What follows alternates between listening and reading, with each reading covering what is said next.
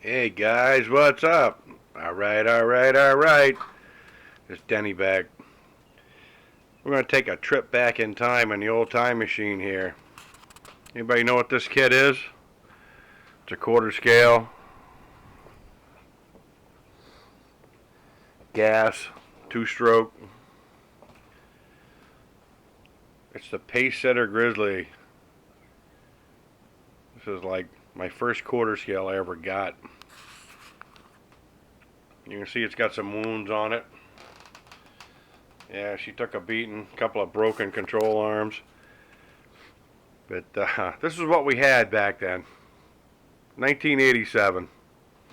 Actually, I think it was 1988 when I actually bought it.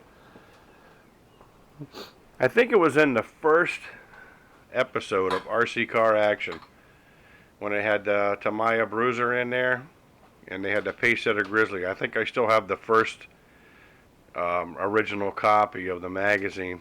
RC Car Action was wicked cool back in the day because nobody else did what they did, and everybody kind of jumped on their coattails. But they had a pretty good crew there. I'm telling you, they still do today. You know, like I probably got 15, 20 years worth of magazines downstairs. I used to get all the time from them. So this is like I say, my first quarter scale, and this thing is freaking scary fast. It is unbelievable. It's like everybody in the New England area, like we used to insure these things, so in case they took out somebody's ankle or something, because the top speed on this thing is retarded. But you see the motor's loosened up here. I was challenged by a guy at work to bring this thing out of the basement because everybody's throwing their quarter scale, drag cars and, rails and all that stuff on YouTube, and they've been blowing out videos and stuff. And a lot of the videos I've seen years ago, different times, but, this one I did some hand upgrades to. Like I polished all the aluminum parts. I painted the frame red because it was originally black. And the reason I did that was because our beloved Futaba radios back in the day, they had their glinches and their ranges weren't that great. So I decided a safe place to run this thing would be right down by Narragansett Bay. And we have like a Navy side that it's been abandoned since the 70s. So I figured nobody down there, I'll take it down and just rock this thing. You can see what this is up here. This used to be an antenna mount, okay? Because I had a screw-in antenna on the thing that went in. And when I set her down, the antenna vibrated out of it, and she took off wide open and buried herself right in the bay. So at this juncture, I think I paid $1,000 for this thing, right off the shelf at Ray's Hobby. And that's how long they've been around. Ray's Hobby has been around for years up here. And so I had to walk in, and that was like January, February. So I had to walk in the water up to my family jewels and try to find this thing. And I searched for a long time until my legs went numb, and I finally found it. That's when I decided to paint it red, because you're looking down into, a nice murky ocean up here in a bay. You're not going to find something dark colored. But we have a place up here. We call it the Dunes. Okay, it's like this sand pit that's in the middle of the state. It must have been like, something from the Ice Age or something, but it's wicked cool. So you can see there's still a lot of mud and sand on here, because that's where I used to take it up there. And it was like the Baja out in Southern California down there. So we kind of have a little bit of everything to offer in the state. And I did put sway bars on it to control the thing, because it gets totally out of control. And I've blown out I don't know how many rear drive shafts in it, and I don't even know if you can get parts for these things anymore. And you can see, like, the pins are actually worn half through on this thing. There's like a flat spot on them from them cranking forward. You know what? The technology for back then was probably cutting edge, but today's today's stuff is so much more advanced and lasts so much longer.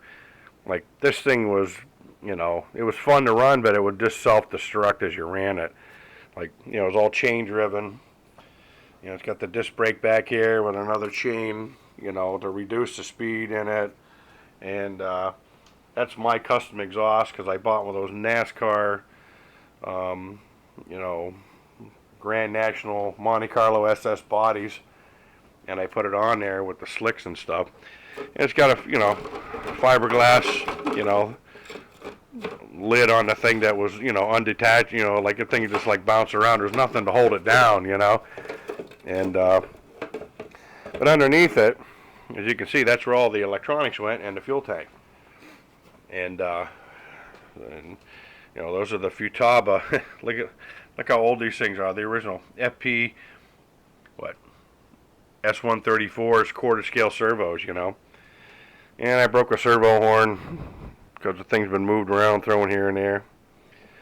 And, and the front end was pretty high tech, I tell you. A swing arm suspension. And, they had like just C-channel aluminum with a pin through them and a piece of flat stock aluminum down here, the bolt and the spacer. I mean, it was like, if you look at stuff today, it makes you laugh. And this was our servo saver back in the day. That was your cutting edge, back in 1987. And the shocks, as you can see, they've actually blown right through themselves. They're just totally like done.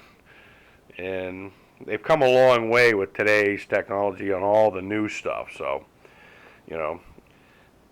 but this is what we had back in the day. And I had a lot of fun with it. As you can see, a lot of wear on the thing. But it's still something that's nobody has out there, or very few people have and kept. And that motor's been rebuilt twice in the thing. And once when I submerged it and it hydro-locked, and then after that it just plain wore it out. But back then the tire technology was like really funny. We had plastic rims and foam tires, and you see a big chunk of foam out of it from catching a rock or a stump or something. And we had a lot to learn, I'll put it that way. Basic, chainsaw weed whacker style motor, and it had a clutch on the other side, come out, complete shaft, and you had a plastic fuel tank. And I put these like angle iron brackets on here so I could Velcro the big Monte Carlo SS body on top of it. So if I wanted to go flat tracking it or asphalting it, I could do that.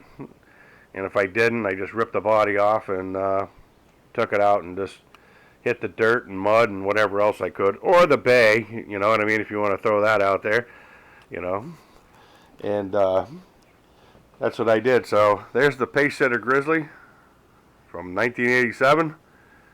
And now it's 2015. And I still got this hunk of shit. So the guy at work challenged me to get it fired up and running again. So you might see a video on this here too soon of me getting the thing up and running, and Loctiting everything back together and throwing a good radio in it now that's not going to glitch on me. And I'll probably upgrade the servos in the thing, because these were top of the line back in the day, but they were so weak, like all plastic, driven, that's all you had. Today's servos will move a house. But anywho, like, share, subscribe, guys. Like I say, I got this, and I still have my original bruiser. I put it in a glass case. That's from 1987 also, and I do have the body for it. And I put the body on different things and ran them back and forth and all that. Here's my Trail Finder 2. Upgrade, like that right there was like the next big bruiser step for me. So I have a few of these, and like I don't know how many bruisers I got tons of them. But like I say, this is what started it all here. I